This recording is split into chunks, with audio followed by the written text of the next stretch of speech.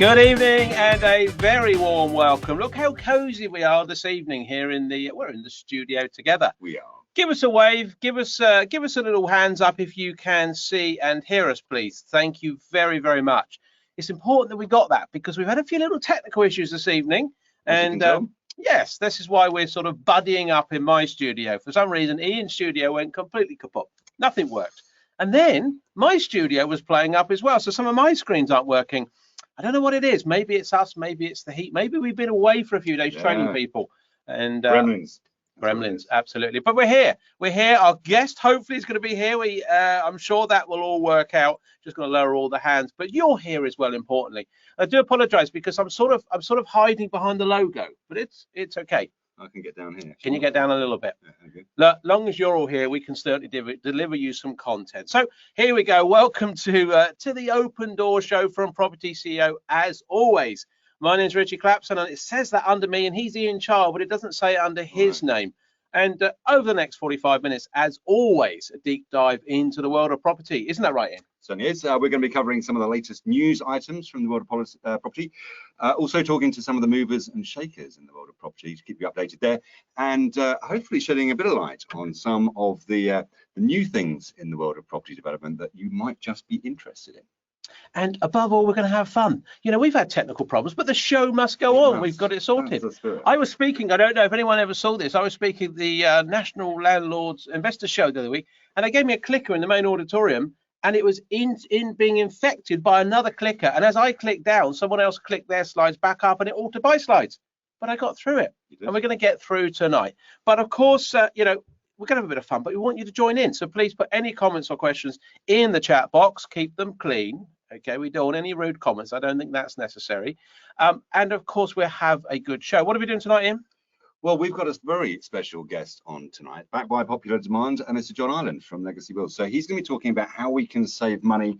Well, actually, it's not all good news because, to be honest, it probably won't save you a penny, but it might save your offspring, your nearest and dearest, and the generations to come a pretty penny or two. So we're very interested to see and hear what he's got to say. That's assuming you call them your nearest and dearest.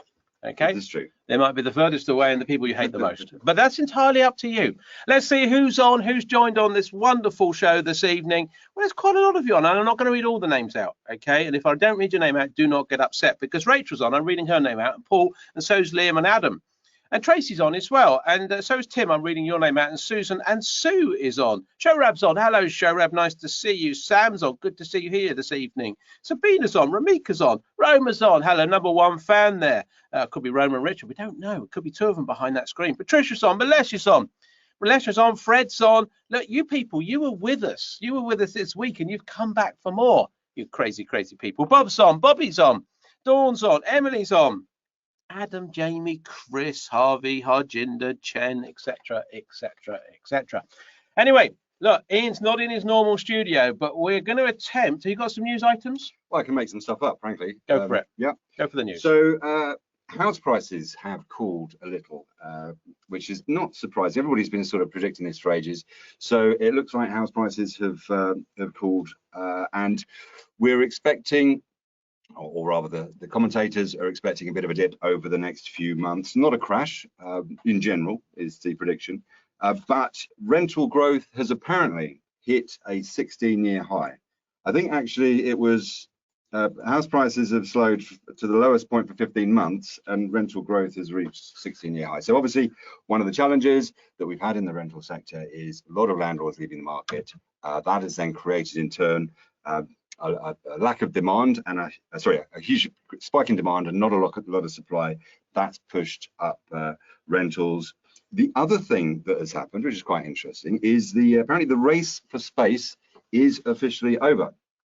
So the lure of urban living, apparently, which was what everybody was sort of running away from post-pandemic, to try and get some more space, live in the country, and have a slightly more less sort of get away from the city. Apparently that is now officially over. People are starting to move back, and the lure of city living means that prices of prime properties in certain urban markets are on the rise faster than the top end homes in the out of town areas. So that's well, it's an interesting dynamic in terms of those the lure of the towns and cities. And the final bit of news is that, which is, I mean, you probably get used to this, it's a fairly weekly occurrence, but we've got some more people that have been appointed to the housing ministry. So we've got a couple of new housing ministers or people in there. Marcus Jones joins the department, and of course I announced last week, I told you last week that Greg Clark has replaced Michael Gove, who was unceremoniously dumped a week or two ago. So I think the good news is that the new minister does have a bit of a track record. He's worked with his boss Greg Clark before, but in his I think he was the MP for Nuneaton, and he was pretty much in favour of permitted development rights and quite bullish about development. In fact, he described himself as not anti-development, which I think is about as much as we can hope for in terms of a positive. That's me as well. Not anti-development. There we go. So yeah, that's a rather sort of cobbled together. I do apologise, but that is the news. He's done well, hasn't he? I mean, Ian is almost a professional at this sort of thing. He's had to vacate his studio, come into mine. He lost all his news items. He lost his studio. It's gone up in smoke. Yet you still delivered. I believe you need a little round of applause. A few hands up and a few waves for Ian, please, that he's actually delivered. No one's bothered. No one's putting their hands up. But thanks a lot for that. Yeah, appreciate that. No hands up for Ian. Anyway, okay. Look, without further ado, we want to get him on. I'm sure he's there, willing, able, and ready. And let's hope the technology works. Backed by popular demand, which was rather odd. I mean, I didn't expect anyone would want John Ireland back. John Ireland's from Legacy Wills. We had a great show with him back in February, actually. So it is quite a while ago. And we talked to all sort of things about legacy and looking after your money and tax planning and all that sort of thing. So a lot of you wrote in, and as you can, please write in and tell us who you'd like on the show, and said, please get John back. I don't, you're crazy. You lot, you're crazy. But we managed to reach out to John. He was available. So we've got him back. So John, are you there? John, are you there? I certainly am. Ready, willing, and able. John, please switch your camera on. Please switch your camera on. Let's see if we can see him. Just blank. Any second. Any second, it's going to come on. I need more steam in the phone, in the thing. So come on, John. Let's crank it up. Let's go for it. Let's see if we can hear you, but we cannot see you. I pressed the OK. It worked before. It could be your end, Richie. I don't know. No, it's hardly possible today. It's closed by the organizer, apparently. I just closed it. I've sent you another request. There we go. Go, try. Yeah. There we go. I recognise that man. I tell you what, John, we're almost professional, aren't we? No. This doesn't happen on the beam. No, he says. You're cheeky swine. I can't swear. All right, that's going to be edited out. I didn't say swine. John, welcome. By popular demand. Can you believe it? Yeah, as I said to you earlier, you get everywhere by flattery. Doesn't matter. You know, you probably didn't want me and the other guy dropped out, but I'm all right. I'm okay with that. My ego's not that bruised. John, look, absolutely no one dropped out. Okay, can you all hear and see John? Give us a wave. Give us a hands up if you can hear and see John, please. Let's make sure the technology is working for you at your end. Thank you. Waves and hands are going up. John, look, it's been a few months and you're back again. It's always lovely to have you back on the show. A little bit more flattery. John, can you introduce yourself to those that perhaps have not met you before? Tell us about your company and tell us in terms of, you know, we want to protect our loved ones and offspring and stop them paying tax. Give us a little bit about inheritance tax. Can you do that this evening? Yeah, I can do that. Well, my business name is Legacy Wills, or the Legacy Wills Company nationwide, to give it its full title. And I've been taking will instructions for about 30 odd years. My background is financial services, although I'm no longer a financial advisor. And we run the whole gamut, really. We do wills, we do trusts, we do lasting powers of attorney. We call it estate planning, and it's really a way of helping our clients protect their assets from a variety of things like divorce, long-term care fees, inheritance tax sometimes, generational inheritance tax, which I'll talk to you about in a second, and yeah, various things like that. We talk to clients also about a very, very important subject, which is lasting powers of attorney, because they reckon only 3 or 4 out of 10 people in the UK actually have a will. Fewer and fewer people have lasting powers of attorney, and that would be great to cover that at another date, Richie, if you're interested. You want to come back again, do you? Well, yeah, if you give me the flattery, you know, I'm open for it. I'm yeah, why not? And I mean, to be fair, John, you're a good-looking bloke as well. Yeah. Hang on. Oh, okay. Oh, Seems all right. Good to me.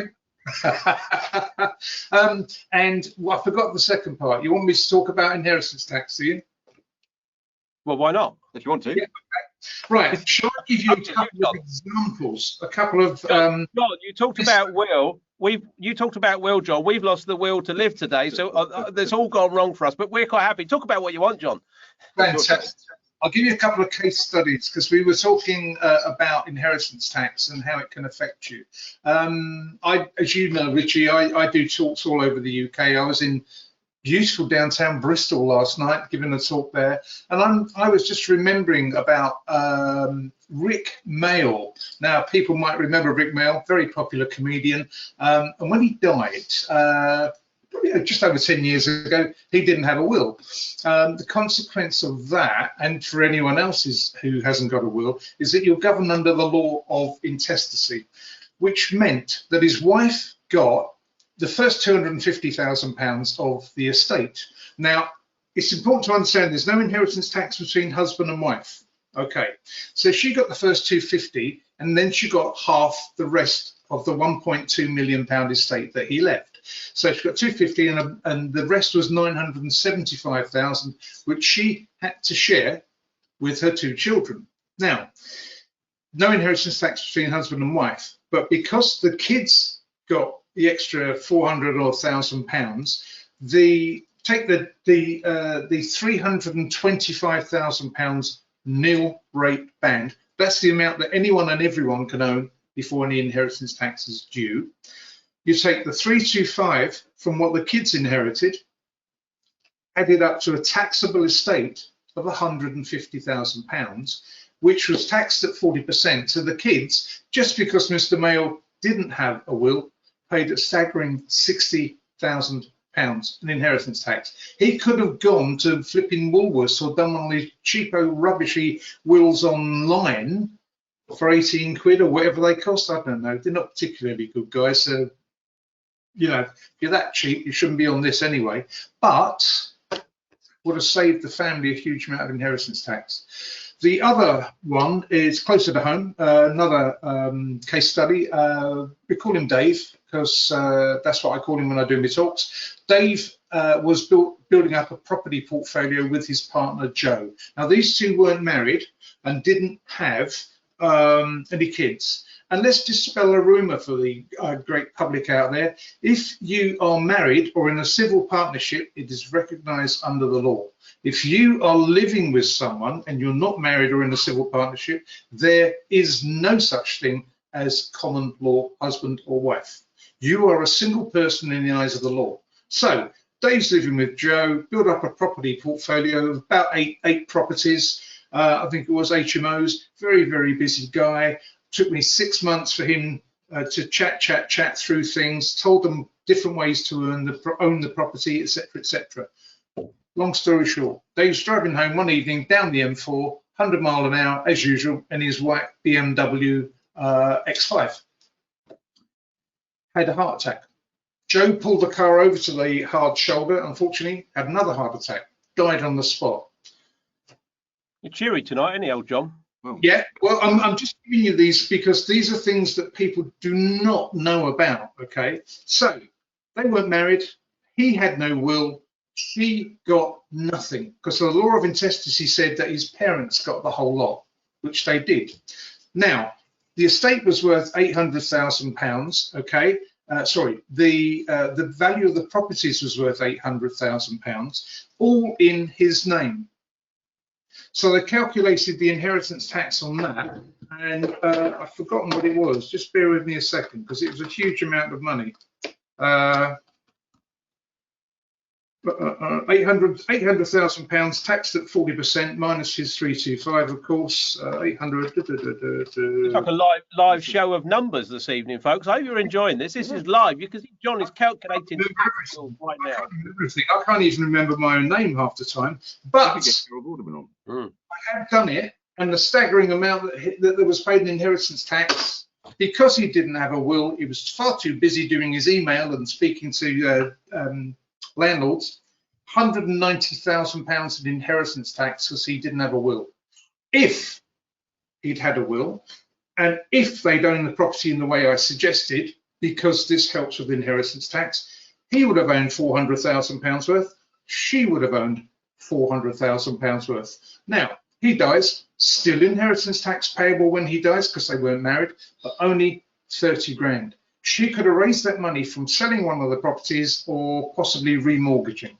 Now, it worked out that £400,000 minus his 3 to 5 nil rate bands means there was a tax then of only £30,000 on the estate and not 190,000. So the message is, folks, do get yourself a will and do talk to me about this sort of planning, because this is a huge amount that could be saved. I guess also, if you're talking about inheritance tax for property people, if you don't do this sort of planning and you're working extremely hard to go and build up a property portfolio of HMOs and this and that and the other, if you leave it as a direct gift to your kids without any trusts and without any planning, when they die, there's going to be another lot of inheritance tax. And then by the third generation, everything you've worked hard for today is gone to the government in inheritance tax. Blimey. I guess the other story there is don't try not to drive your X5 BMW too fast down the M4 because you could have a heart attack. Precisely. Exactly. Brilliant. Yeah. John, look, that's a great opener. Now, I'm sure, well, I'm pretty sure because I can see them coming in. We've got various questions coming in. In fact, I'll move them across to the central screen. I'll put some over there so Ian can see them as well because his eyesight's a bit dodgy. You won't be able to see the screen down here. You can see that one, though. John, are you ready for some questions? Absolutely. Okay. Ian, do you want to go feed the first question to John? The first question we've got here is from Karen. Good evening, Karen. How much does it cost to get a will in place? He said £18 down at Woolworths. 18 quid at Woolworths if you can find a Woolworths that's open, but they are open in Australia. Yeah. No, we charge 150 quid for a will. And in terms of just to sort of follow on from that, John, you talk about tax planning. So presumably making a will is a certain amount of tax planning, but there are more considerations than that. If you've got a reasonably substantial estate and are likely to be in for the sort of IHT that you're talking about, what sort of budget would you have in mind for getting some more comprehensive advice? It depends obviously on the circumstances. I mean, if someone's got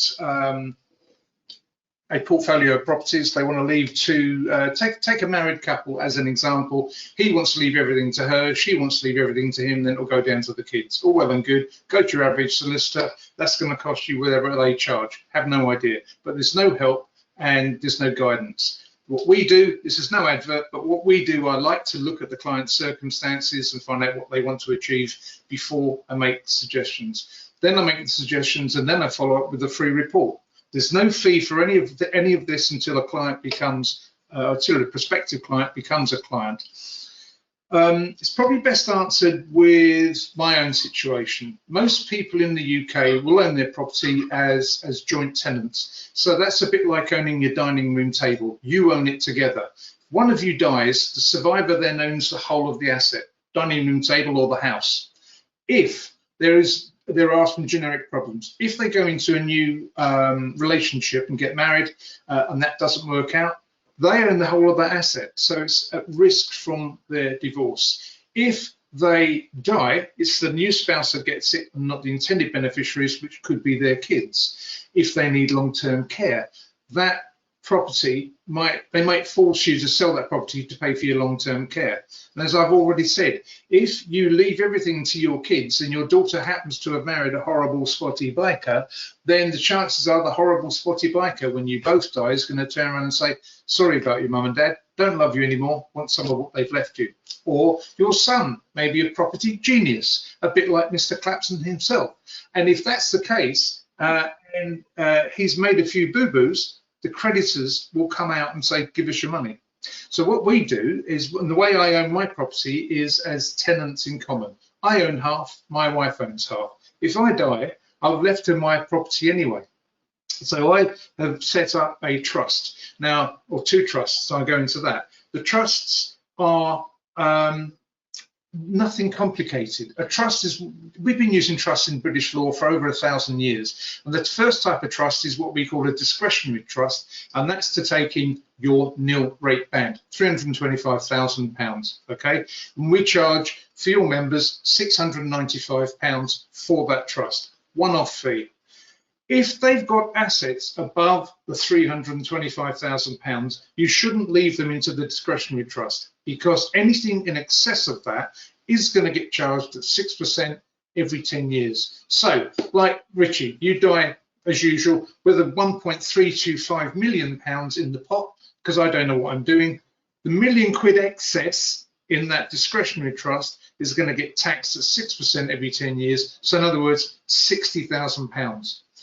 What you can do, and what I've done to get around that, is leave the excess into a discretionary trust, sorry, into an interest in possession trust, where there will be no 6% charge every 10 years. And guess what? We charge £695 for that as well. So we charge £150 for a will, £695 for a trust. And if you don't have powers of attorney in place, then you're bonkers. Because if something happens whereby you lose capacity, the state takes over and you're in a real mess. I guess the person to think about right now is Kate Garraway, and look what happened to her when her husband got COVID. You know, she couldn't make medical decisions, she couldn't remortgage the property, total mess. So hopefully that's given you a bit of an idea of what we charge and why we charge it. Fantastic, Karen. I'm sure that's a very comprehensive answer, John. Thank you very much. John, this could be quite simple. This is just a follow-on. Let's add this one to it before we drive to another question. Davey says, good evening, Davey. He says, what's the difference in doing a will through a cheap download option from the internet, i.e. Woolworths or whatever we said, versus getting someone like you to put it together for me? So just quickly summarize the difference between the cheap download and one that you could do. Well, cheap download, a lot of the time wills aren't done properly. They're not signed properly. They're not signed by the right people in the right places. What we invite clients to do, part of the £150, but actually it's free, is, right, we do the will document for you after carefully considering what your situations are and what your concerns are, and then we will guide you through how best to set up your own personal will. If you're doing it online, of course, there's no one there to help you or guide you or make any kind of suggestions to you about that sort of planning at all. When clients get their wills done through us, we send the wills to them. I haven't got one to hand, or else I would show you. There's coloured stickers all over it as to who signs where and how they sign it, etc. Then we invite them free to send the will back to us for checking. When we check it, they know, and we know, that it's all been signed properly by the right people in the right places. Then we send it back to them, or we can store it for them. They're the basic differences. Do it yourself. You can write your own will on a piece of paper if you really, really haven't got any money. Just write it. You might not need one if you haven't got any money. Yeah, precisely that. Yeah, but don't come to me if you haven't got any money, because you can't afford to pay my fees. Absolutely, absolutely. Okay, another question in. I got one in from Richard, who asks, what about if you've got money in a SAS or a SIP pension when you die? Is it subject to inheritance tax? No, it's not, because pensions are not subject to inheritance tax. They're not counted as part of the estate. Fantastic. Well, good news for you, Richard. Yes, Richard. Okay, Tracy says, good evening, Tracy. She says, if you have a single residential property which is over the inheritance tax threshold, can that property be put into trust? Approximate value, £380,000. Short answer, yes. Long answer, nothing goes into trust, into the trust that we provide for our clients until somebody dies. So yeah, I would recommend that if you want to put it in trust when you die, put it into trust. If you feel that it's likely that you're going to add value to that property and it's going to increase substantially, that might be something that the excess above the 325, because it's worth 380, the excess, if it's going to be hugely above the 325, consider using an interest in possession trust, so you can avoid a 6% charge on the excess every 10 years. Tracy, there you go. What's next?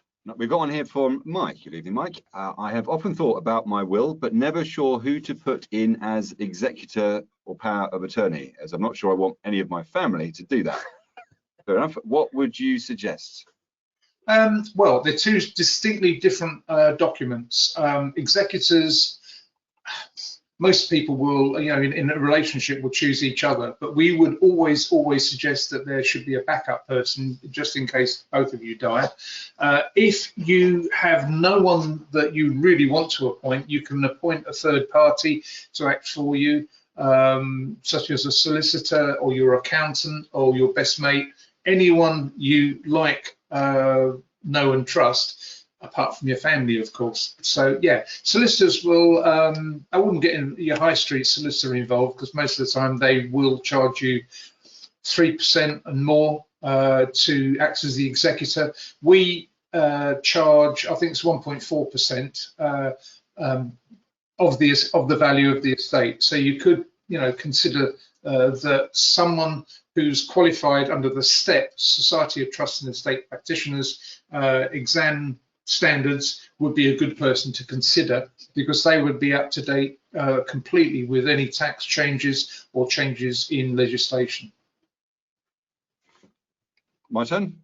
No, you just done yours. Oh, come on, another one. No, you just did Mike's question. So Mike, yeah, well, hopefully, Mike, that was a great answer for you, Mike, and hopefully, yeah, none of your family are watching. You lost the plot this evening. You need to settle down. Yes, I have. Sorry about that, Mike. He is with us. We've had a couple of people say that they were struggling to see our lovely faces on the screen. So I don't know if there's been a. Oh, I don't know. Well, give us a hands up. Give us a wave if you can see and hear us. Give us a hands up. Yeah, lots of hands going up. So whoever couldn't see and hear us, that's probably just you. Yeah, sorry about that. Yeah, sorry about that. Okay, next question. Christian says, do you deal with an estate where some assets are abroad? That's a good one, John. Yep, depends on where it is, because we have an agreement within the EU, which will not be kicked into the long grass, believe it or not, that if you've got a property within the EU, you can name that property in a trust, in a UK trust. So your average holiday villa, say in Spain, you want to leave it when you die to your kids, you can put it in a UK trust. So therefore, it's governed under your wishes in a UK trust, and therefore you're not then subject to the inheritance law in that particular country. Because a lot of the countries, I think Spain, certainly Italy. This is Norway. Christian just said it's Norway. You expect me to be an expert on the EU countries as well? Have no idea. Find out. Come back to me. But. I don't know. Is Norway I don't know. If my son-in-law were here, he could tell you. He's very good at geography, but I'm not. But yeah, you can then use the trust. East of Norwich. East of Norwich. Yeah, it's east of Norwich, Norway. And up a bit. Up a bit. Ah, okay. All right, that's fair enough. But I can't see the ring round it. You see, if I had the thing there, and hang on, I'll look it up while we're talking. Go on. Well, we're talking. Well, you're supposed to be talking. I tell you, I'll give you another question then. He says it's treated as part of the EU. It's in the EEA as so treated as part of the EU. Are you happy with that? And how about this then? I'll trump him on that one. So it's Iceland, Liechtenstein, and Iceland and Liechtenstein. There you go. Well, I knew that.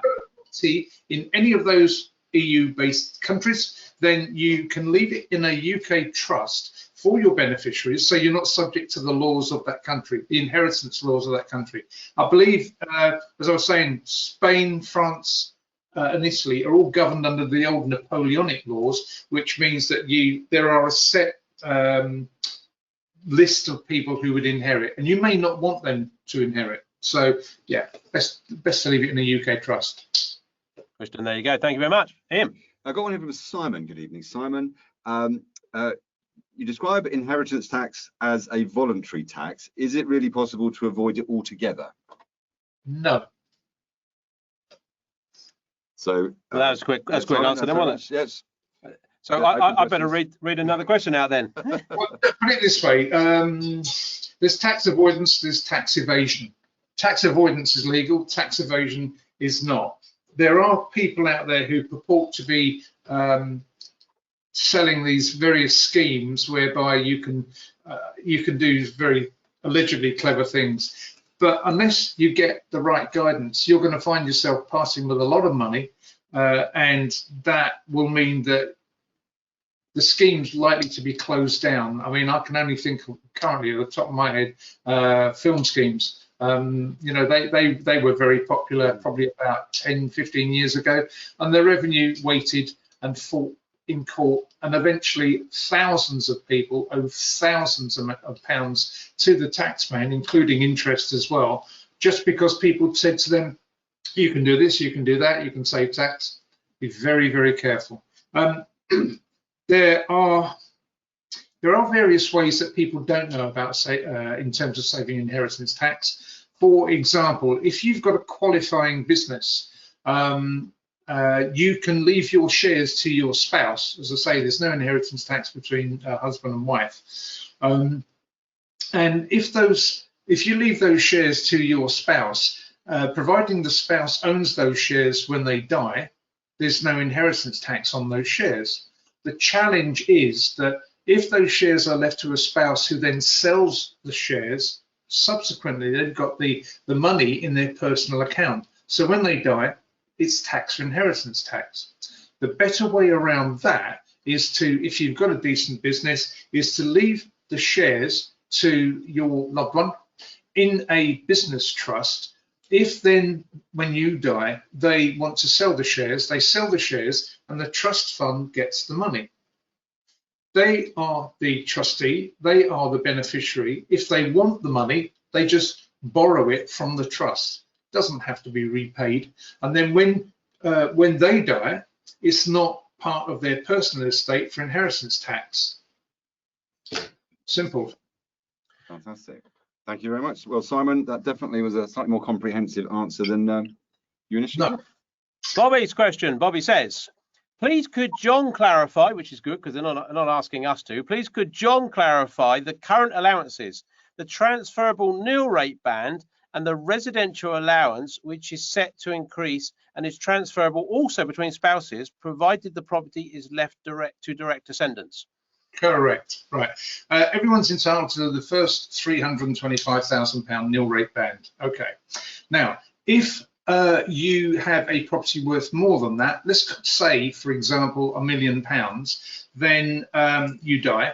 You are entitled to £325,000 as your nil rate band, and you can claim an extra up to £175,000 residential nil rate band against that property as well. So two people dying with a property worth £1 million, it's 325, 325, add 175 to each one, gives you half a million, no inheritance tax on that property. So everyone, go out and buy yourselves £1 million house, and then you can leave it to your kids tax-free. Bobby, there you go. There you go. Can I just do a quick follow-up from, we were talking about countries before. Tim says, how about property outside the EU, such as South America? No, we do wills for UK jurisdictions, to be honest. We couldn't do that. Couldn't do stuff abroad. So where would Tim need to go for that? Just find someone that would deal with that and better advise him appropriately. I was speaking earlier to a client who has assets in Brazil, and what we've suggested is that his wife's Brazilian, that they have a will here, and then they can take those wills to someone in Brazil, and they can then, if they die, the assets in Brazil can be left to the people in the UK, but in the trusts that they would have set up in the UK, the executors in Brazil would transfer them to them.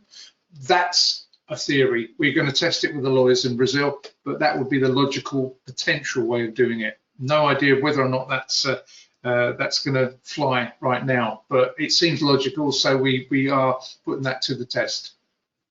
Tim, there you go. Fantastic. Got one here from Richard. Good evening, Richard. Can I protect my family if I die when one of my developments is still on site and monies are owed? I didn't hear the first bit. I heard, could you just repeat the question, please, Ian? So can Richard protect his family? So when he dies, if he's doing a property development, he's still on site, there's money owed to commercial lenders, maybe private investors. I guess he doesn't want his family to be lumbered with a massive bill.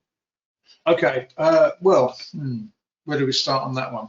I guess there's various parts of this. If he's in a JV or any kind of partnership agreement with someone, he should definitely have a partnership agreement in place, because if not, under the Partnership Act 1890, that business on his death potentially might have to be wound up. And if that's the case, all of the debt and all of the profit is then spread out amongst all the remaining shareholders, which of course may not be what he wants. The second part of the equation is if there is a commercial loan or a mortgage or whatever outstanding, then of course what he owns, or the portion that he owns, is the equity at the date of death.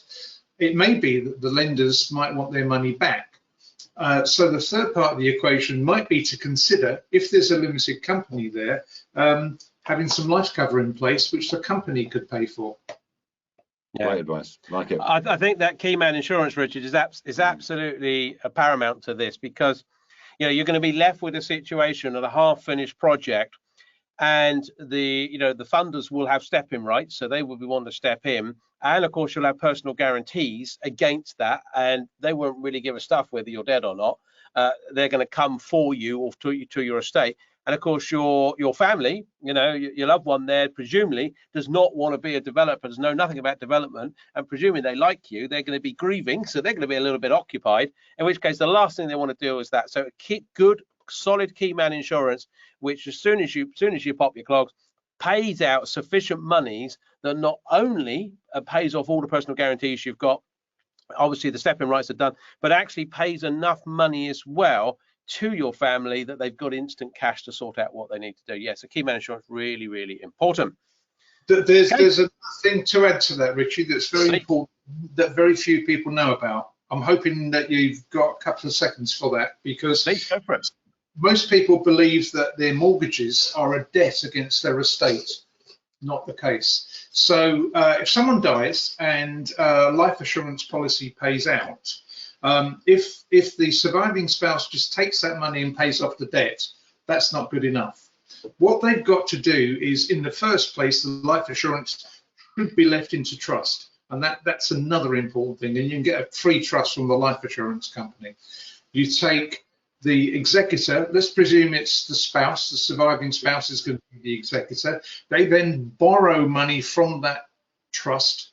They're the beneficiary, but they can borrow the money, and then they pay it back on behalf of the estate.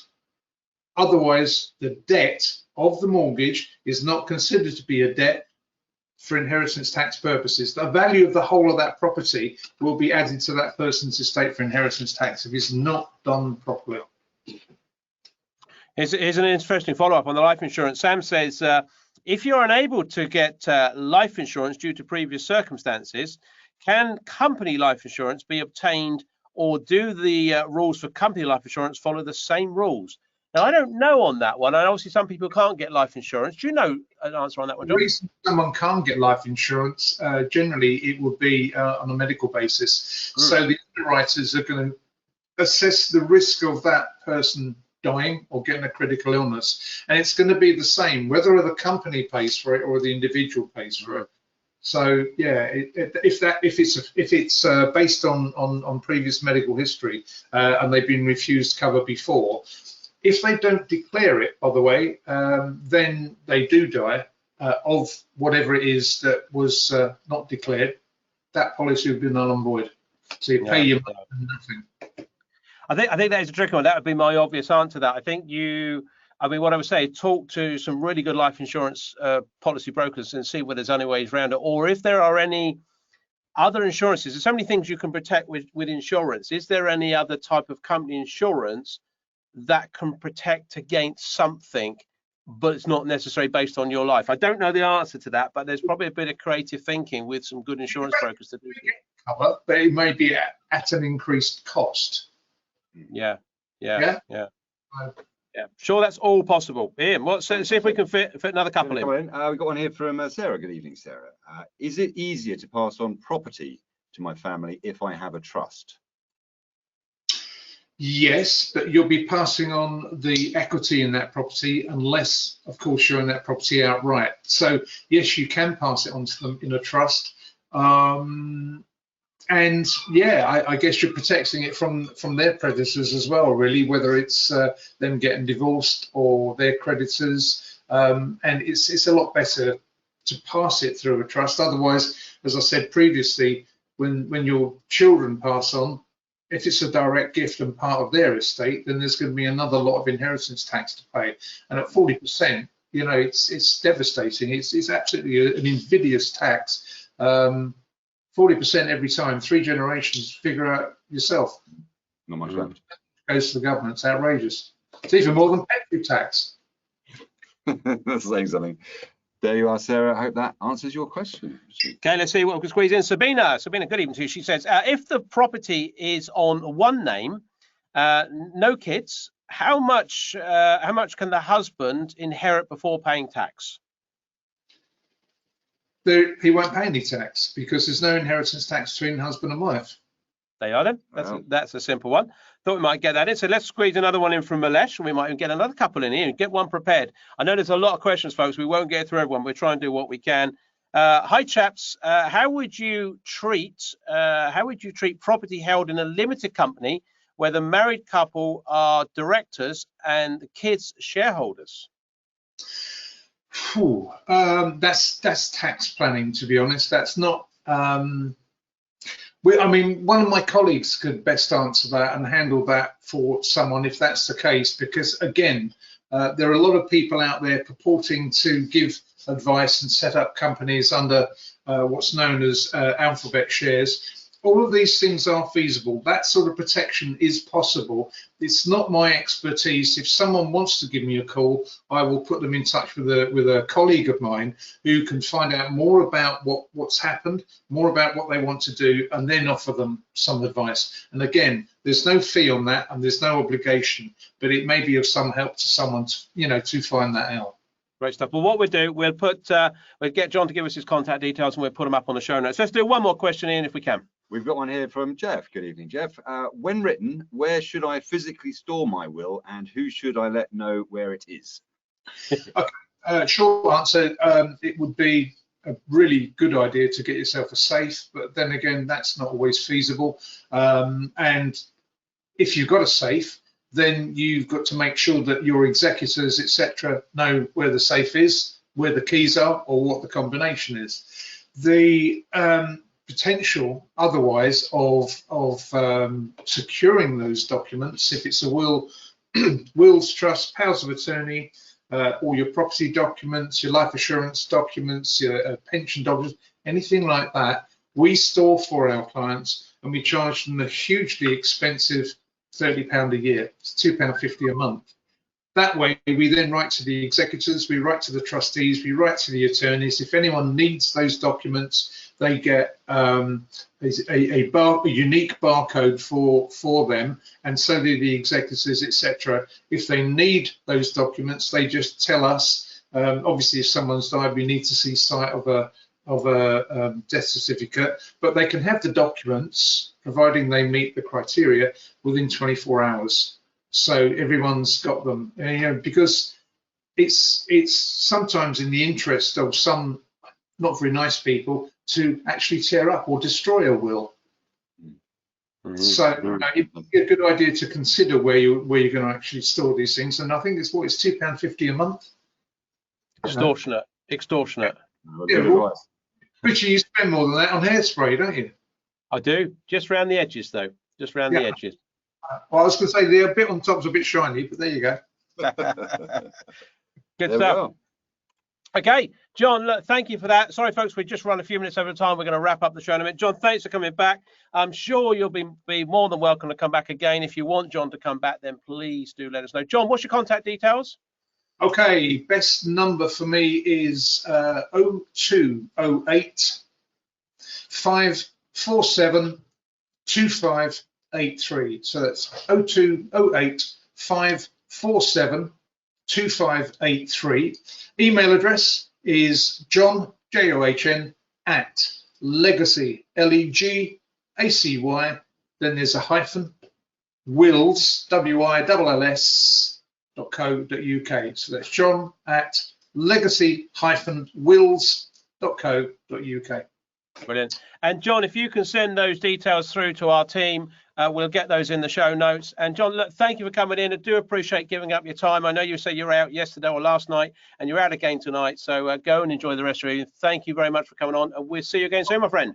Fantastic. Thank you, John. Bye-bye.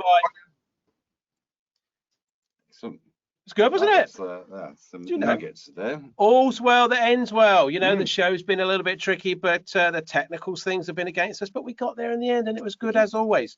Enjoyed it, didn't you? I did. It's quite nice in there, isn't it? It is nice, and it's a nice studio.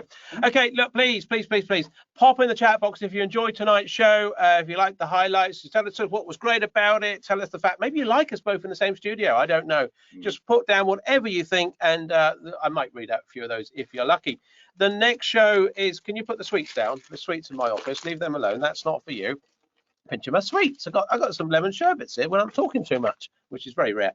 Anyway, next week's show is Thursday, the 21st of July at 7 p.m. So you'd be more than welcome to come back then. If anyone is interested in really getting into property, please come and join us. We've got a free webinar running on Saturday. If you're interested to come on Saturday, we've got a 3-hour session on Saturday morning. propertyceo.co.uk/SFR. You can come and join the two of us for 3 hours, and we'll take you through a bit of property stuff completely for free. Shall we see what anyone said in the chat box? If they said anything nice in any way, shape or form. Oh, by the way, there was a comment earlier. So we asked for any suggestions, and Sam put Ian McDonald. And it sort of came in when I said any suggestions for guests on the show. And so I messaged her back and said, is this the guest that you want on? And subsequently, she said, no, she meant Ian McDonald as in Trevor McDonald doing the news. So it was you shuffling your papers. Wow. High praise indeed, actually, absolutely. Yeah, I thought mildly amusing, Sam. Thank you very much. So now it looks like you've enjoyed the show. Let's see what we said. Sabrina says, brilliant, thank you. Tracy says, thanks for asking my question. Christina says, thank you very much. I will be in touch. Too short. We're only at 45 minutes. We can't stay on all night. What's the matter with you? Bobby says, great webinar, fast paced, covered a lot of ground. We did. Anything nice in a shape or form? I'm not sure what that is. That's a weird comment. Richard says, thanks very much. Enjoyed the show. See you next week. Top show, says Patrick. Well, absolutely, it was a top show. We thought we enjoyed it, but all the technical issues. Thank you very much. See you next week. Cheers now. Bye-bye.